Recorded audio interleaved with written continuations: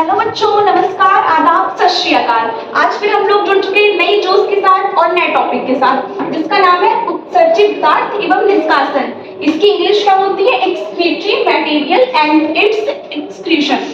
तो हम लोग क्या देखते हैं? सबसे पहले उत्सर्जन होता क्या है, ठीक है। उत्सर्जन में जैसे हम लोग कभी कभी ज्यादा खाना खा लेते हैं या फिर हमारी जो मेटाबॉलिक एक्टिविटी है या उपापचय क्रियाएं जो हमारी चलती हैं, उसकी वजह से हमको एक्सक्रीशन की जरूरत होती है। उसमें जैसे सोडियम, पोटेशियम, क्लोराइड है, ये सबको हम लोग अपनी बॉडी में बाहर निकालते हैं, ठीक है। उसको क्या बोलते हैं? एक्सक्रीशन या फिर उत्सर्जन। तो उत्सर्जन क्या है, इसका हम लोग एक बार क्या देख लेते हैं, डेफिनेशन क्या है, इसकी परिभाषा क्या है। तो हम लोग उससे पहले क्या देखते हैं? उपापचय। उपापचय मीन्स क्या होता है? मेटाबॉलिक एक्टिविटी, मतलब जो हम लोग खाते वगैरह उसको पचाते हैं, उसकी क्रिया, इसको हम लोग डिटेल में पढ़ेंगे। उपापचय के फलस्वरूप, उपापचय मीन्स क्या होती है? मेटाबॉलिक क्रिया। उपापचय के फलस्वरूप अनावश्यक, जिसकी हमारी बॉडी में जरूरत नहीं है जिस चीज की, उसको हम लोग क्या बोलेंगे? अनावश्यक नाइट्रोजनी पदार्थों को, फलस्वरूप अनावश्यक नाइट्रोजनी पदार्थों को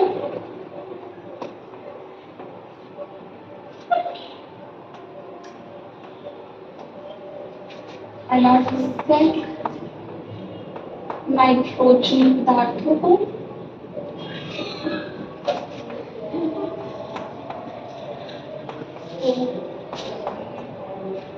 शरीर से बाहर निकालने की क्रिया को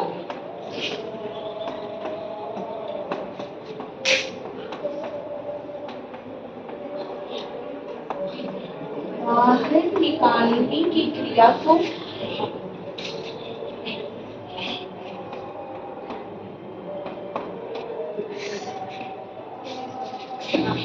एक्सक्रीशन या फिर उत्सर्जन कहते हैं। उत्सर्जन या फिर इसकी इंग्लिश क्या होती है? एक्सक्रीशन कहते हैं।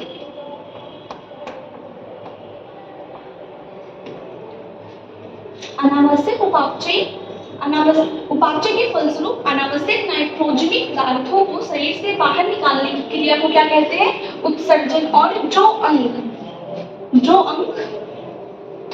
बॉडी के जो पार्ट, ठीक है, जो अंग उत्सर्जन में हेल्प करते हैं, जो अंग उत्सर्जन में सहायता प्रदान करते हैं,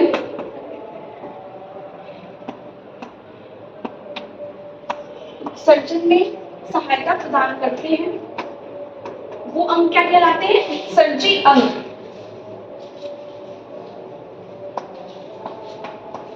प्रदान करते हैं उन्हें क्या बोलते हैं बच्चों? उत्सर्जी अंग।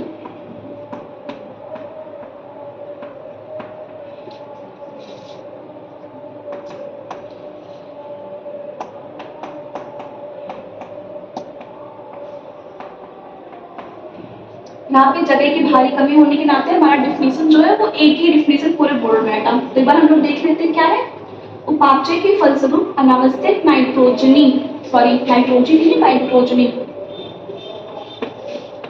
पदार्थों को शरीर से बाहर निकालने की क्रिया को उत्सर्जन कहते हैं। और जो अंग उत्सर्जन में सहायता प्रदान करते हैं उन्हें उत्सर्जी अंग बोलते हैं, कहते हैं। बस अब हो जाएगा, फॉर्मल लिखते हैं, उन्हें उत्सर्जी अंग कहते हैं, ठीक है। जैसे विभिन्न जो प्राणी होते हैं उनमें उत्सर्जन के लिए भिन्न भिन्न अंगों की आवश्यकता होती है। जैसे हमारा मानव है, हम लोग हैं, हमारे लिए क्या है उत्सर्जन के लिए? वृक्क या फिर किडनी यूज करते हैं। ऐसे प्लेटी हेलमेंथी, एस्के हेलमेंथी, एनिलिडा, सबके लिए अलग अलग उत्सर्जन अंग पाए जाते हैं। जैसे किसी में फ्रेम सेल होते हैं, किसी जिसे हम लोग ज्वाला कोशिका बोलते हैं, और किसी में ग्रीन ग्लैंड होते हैं, किडनी होती है। तो ये सब चीजें होती हैं, इसको हम लोग आगे बढ़ते हैं। पहले हम लोग देख लेते हैं कि ये उत्सर्जन जो होता है उन पदार्थों के बेस पे जो हम प्राणी है उनको 3 भागों में बांटा गया है, ठीक है। उत्सर्जन का मटेरियल क्या है, उसके बेस पे 3 भागों में बांटा गया है। तो हम लोग उसको देख लेते हैं आगे, कौन कौन से हैं। 3 भाग कौन कौन से आएंगे? सबसे पहला आएगा अमोनोटेलिक, दूसरा आएगा यूरियोटेलिक, और तीसरा क्या आएगा? यूरिकोटेलिक। इसको हम लोग पहले डिफिनेशन देख लेते हैं, उसके बाद एक फ्लो चार्ट बना के हम तीनों के बारे में पढ़ लेंगे। सबसे पहले क्या पढ़ते हैं? अमोनोटेलिक। इसकी इंग्लिश भी यही होती है, अमोनोटेलिक।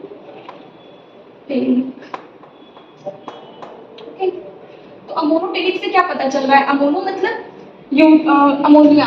तो जो जंतु अपने उत्सर्जन में अमोनिया निकालते हैं, बाहर निकालते हैं, उसे क्या कहते हैं? अमोनोटेरिक। तो हम क्या लिखते हैं?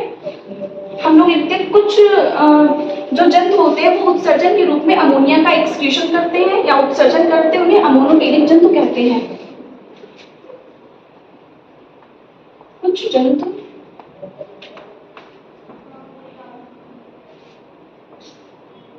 अमोनिया के रूप में उत्सर्जन करते हैं,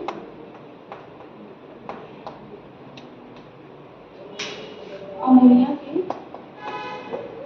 रूप में उत्सर्जन करते हैं।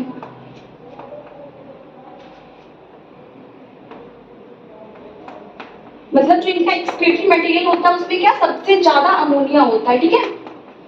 तो कुछ जंतु अमोनिया के रूप में उत्सर्जन करते हैं, उन्हें क्या कहते हैं? अमोनोटेरिक जंतु। अमोनोटेरिक जंतु कहलाते हैं।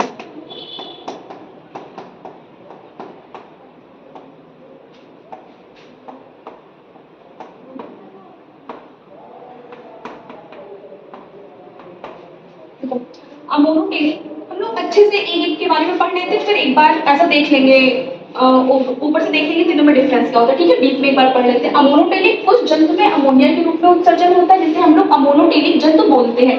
पता है अमोनिया जो होता है हमारा, वो बहुत खतरनाक होता है, बहुत टॉक्सिक, बहुत जहरीला मटेरियल होता है, ठीक है।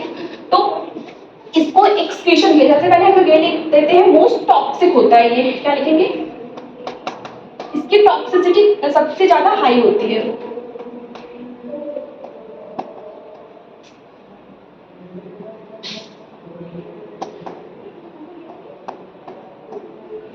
बहुत जहरीला होता है, टॉक्सिक, मोस्ट टॉक्सिक सब्सटेंस। मतलब यूरोटेलिक और यूरिकोटेलिक के कंपैरिजन में ये सबसे ज्यादा टॉक्सिक होता है, मोस्ट टॉक्सिक मटेरियल, ओके। अगर ये टॉक्सिक होगा तो उसको पानी की कम जरूरत पड़ेगी या ज्यादा जरूरत पड़ेगी? कॉमन सेंस है, क्या पड़ेगी? जहां पे टॉक्सिसिटी ज्यादा होगी उसको भूलने के लिए पानी ज्यादा लगेगा ना, तो इसमें सबसे ज्यादा पानी की जरूरत होती है, ठीक है। वाटर रिक्वायरमेंट काफी हाई होती है।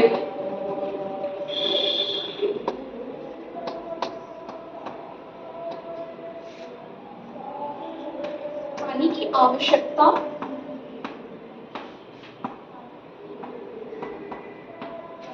ज्यादा होती है, ओके।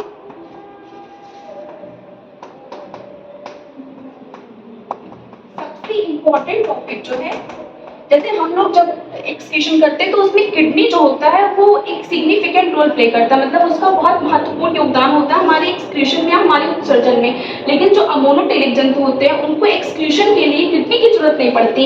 एनसीईआरटी में एक लाइन लिखी हुई है, kidney do not play any significant role in excretion of ammonia. तो हम लोग क्या लिखेंगे?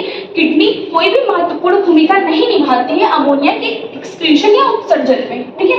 अमोनिया के लिखते हैं, अमोनिया के उत्सर्जन में, अमोनिया के उत्सर्जन में विक, जिसको इंग्लिश में क्या बोलते हैं? किडनी। किडनी की कोई भूमिका नहीं होती।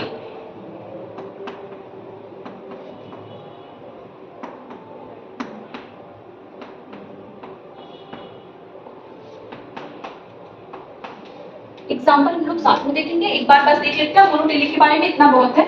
कुछ जंतु अमोनिया के रूप में उत्सर्जन करते हैं जिन्हें अमोनोटेरिक जंतु कहते हैं। यह बहुत ही जहरीला या मोस्ट टॉक्सिक सब्सटेंस है।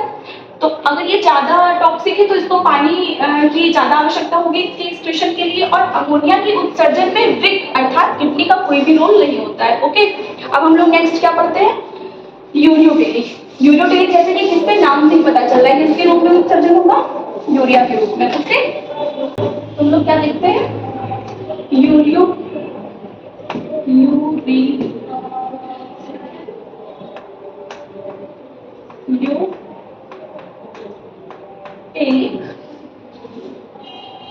जंतु,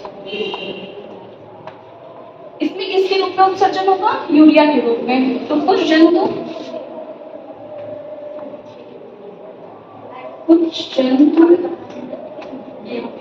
यूरिया के रूप में उत्सर्जन करते हैं। कोई जंतु का जो एक उत्सर्जन होता है वो यूरिया के रूप में होता है। कुछ जंतु यूरिया के रूप में उत्सर्जन करते हैं।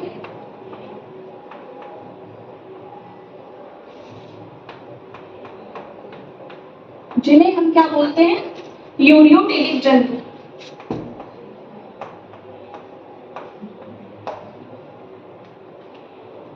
जिन्हें हम यूरियोटेलिक जंतु बोलते हैं।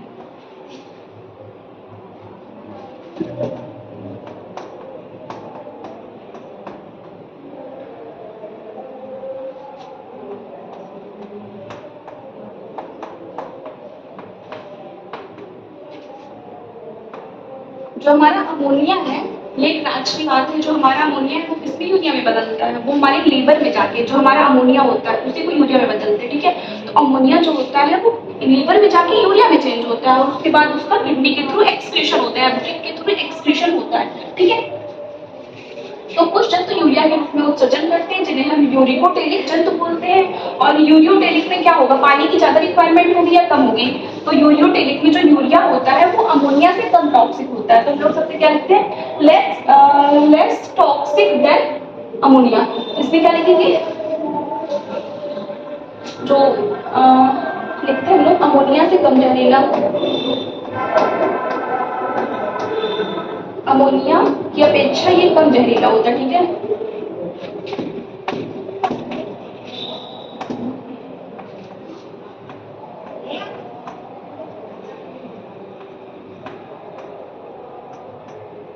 अमोनिया से कम जहरीला।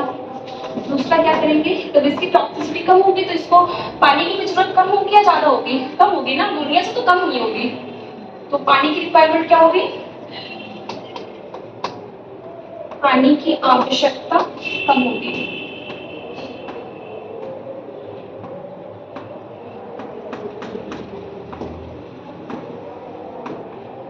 इसमें कौन लोग आते हैं?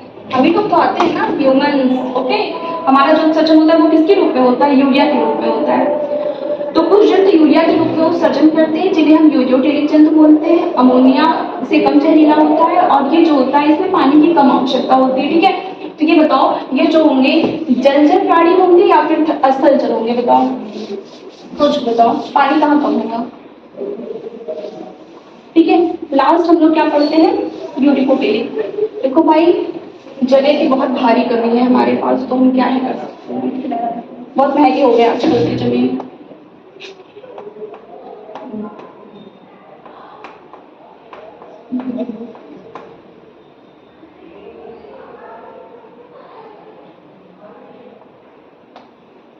यूरियोटेलिक से क्या समझ में आ रहा है? यूरिको मतलब यूरिक एसिड। ओके, यूरिक अम्ल। तो जो हमारा अमोनियोटेलिक है उसमें अमोनिया के रूप में उत्सर्जन होगा। यूरियोटेलिक जो है उसमें यूरिया के रूप में उत्सर्जन होगा। और जो हमारा यूरिकोटेलिक है वो यूरिक अम्ल के रूप में उत्सर्जन होगा। ओके, तो इसमें क्या लिखेंगे? कुछ हमारे प्यारे जंतु जो होते हैं, कुछ जंतु यूरिक अम्ल के रूप में उत्सर्जन करते हैं।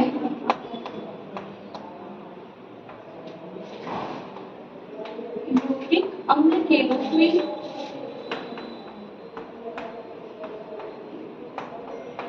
उत्सर्जन करते हैं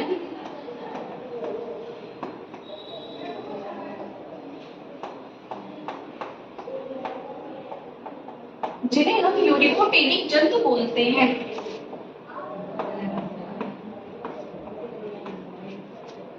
जिन्हें हम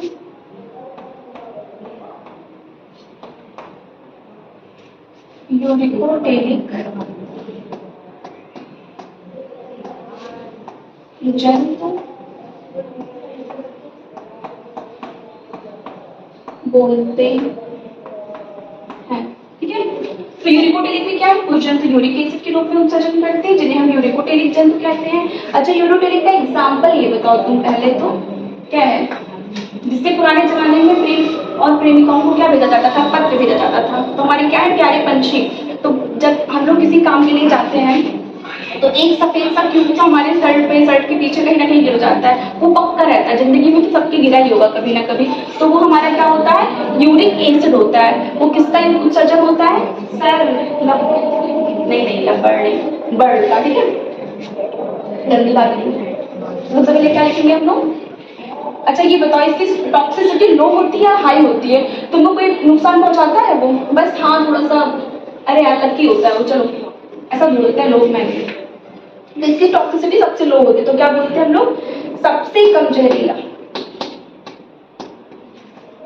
सबसे कम जहरीला। और अगर ये सबसे कम जहरीला है तो तुम ये बताओ, ये जल में रहेंगे या स्थल में रहेंगे या फिर नभ में रहेंगे, आकाश में उड़ेंगे, बताओ आकाश में उड़ेंगे, तो इसमें पानी की रिक्वायरमेंट सबसे कम होती है इनकी उत्सर्जन के लिए, सबसे कम जल की आवश्यकता, ठीक है। तो हम लोग यूरिकोटेलिक के बाद देख लेते हैं, कुछ जंतु यूरिक एसिड के रूप में उत्सर्जन करते हैं जिन्हें हम यूरिकोटेलिक जंतु बोलते हैं। इनकी टॉक्सिसिटी सबसे लो होती है और इनमें जल के, इनके उत्सर्जन के लिए जल की आवश्यकता नगण्य होती है, बहुत कम होती है, ठीक है। तो मैं देखा वो तो पेस्ट के रूप में होता है ना, तो ये भी हम लोग लिख ही देते हैं, इनमें जो उत्सर्जन होता है वो पेस्ट के रूप में होता है, ठीक है। उत्सर्जन एनसीईआरटी क्या लिखती है, उत्सर्जन पेस्ट और पैलेट के रूप में होता है, पेस्ट और पेस्ट अथवा पैलेट,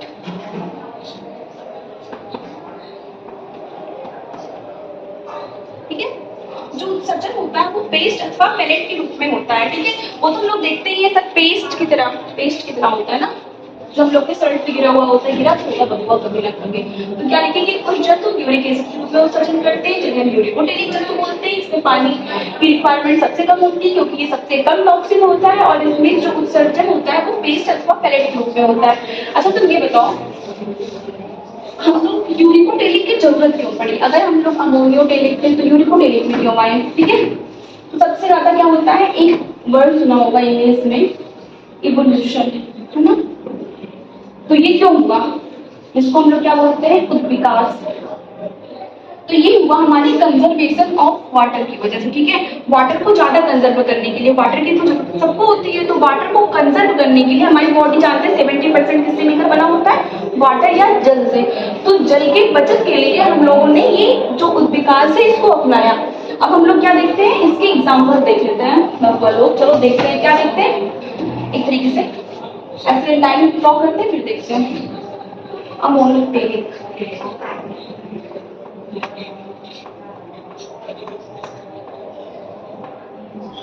सेकंड यूरियोटेलिक,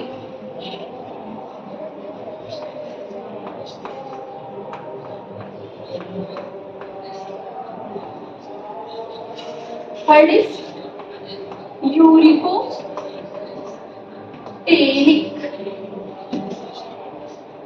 ठीक है, अगर तुम लोग ये बताओ ये किसके बेस पे तीन भागों में कैटेगराइज किया गया है, अमोनियोटेलिक, यूरियोटेलिक और यूरिकोटेलिक। अरे अभी तो बताया था यार, कितनी जल्दी बोल रहे हैं। इनमें जो उत्सर्जक पदार्थ होते हैं, उत्सर्जित पदार्थ, उसके बेस पे इसको तीन भागों में बांटा गया है, अमोनियोटेलिक, यूरियोटेलिक एंड यूरिकोटेलिक। तो बताओ अमोनोटेलिक, अमोनोटेलिक में कौन कौन से जंतु आएंगे। पहले तो तुम सोचो, अमोनिया जो होते हैं वो बहुत ज्यादा टॉक्सिक होता है, तो उसके उत्सर्जन के लिए पानी की ज्यादा रिक्वायरमेंट होती है। अगर पानी की रिक्वायरमेंट ज्यादा होगी तो ऐसे जंतु आएंगे जो पानी में रहते हैं। तो सबसे पहले क्या ले सकते हैं, एक्वाटिक एनिमल्स, मतलब जल में रहने वाले जंतु। जैसे हम लोग क्या ले सकते हैं, जलचर, जलचर लिख सकते हैं ना, पानी में रहने वाले जीव, एक्वाटिक एनिमल या जल जीव। ओके, एंड सेकंड क्या आएगा हमारा, एक्वेटिक एम्फीबियन। एम्फीबियन की इंग्लिश क्या होती है, उभयचर। ठीक है, तो जलीय उभयचर, सॉरी जल जीव नहीं होता है, जलीय जीव, जलीय जीव। उसके बाद क्या आएगा, जलीय उभयचर। एक इम्पोर्टेंट है जो हमारे नीट जैसे बहुत बड़े लेवल वाले एग्जाम हम लोग मानते हैं, उसमें पूछा जाता है। सबसे ज्यादा क्या पूछा जाता है, bony fishes. Bony fishes mean ऐसी मछलियां जिसमें हड्डी पाई जाती है। ठीक है, तो इसको क्या लिखेंगे, इसको हम लोग इंग्लिश में क्या बोलते हैं? ओस्टियोसाइट्स। तो जलीय जीव, जलीय असंजन जो इंडियन में सबसे पता वो क्या है? हमारी बोनी फिशेस। बोनी फिशेस मतलब जिसमें अस्थि पाई जाएगी, ठीक है। तो अमोनोटेरिक में क्या आएगा? जलीय जीव अक्सर जल में पाए जाते हैं, मतलब सारी मछलियां लगभग जो मैराइन फिशेस होती हैं वो सब लगभग पाई जाएंगे, जलीय उभयचर होगा। और हमारा जो मैराइन सॉरी बोनी फिशेस जो होगा वो हमारा अमोनोटेरिक होगा। ओके, हमारा यूरिकोटेरिक में आएगा मैराइन फिशेस जो कि समुद्री जीव, ठीक है। जलीय जीव और समुद्री जल में जो पाए जाते हैं ये पाए जाएंगे, ठीक है। स्वच्छ जल में, ये समुद्री जल में। यूरिकोटेरिक जो होते हैं वो अधिकतर जो होते हैं वो हमारे समुद्र में पाए जाते हैं, ठीक है। और हम जैसे लोग मैमल्स की इंग्लिश क्या होती है? स्तनधारी जीव।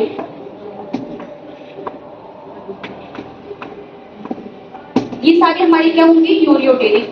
अब सबसे लास्ट क्या है? यूरिकोटेरिक, जो कि सबसे कम टॉक्सिक होता है। इसको हम लोग याद कर सकते हैं, बर्ड,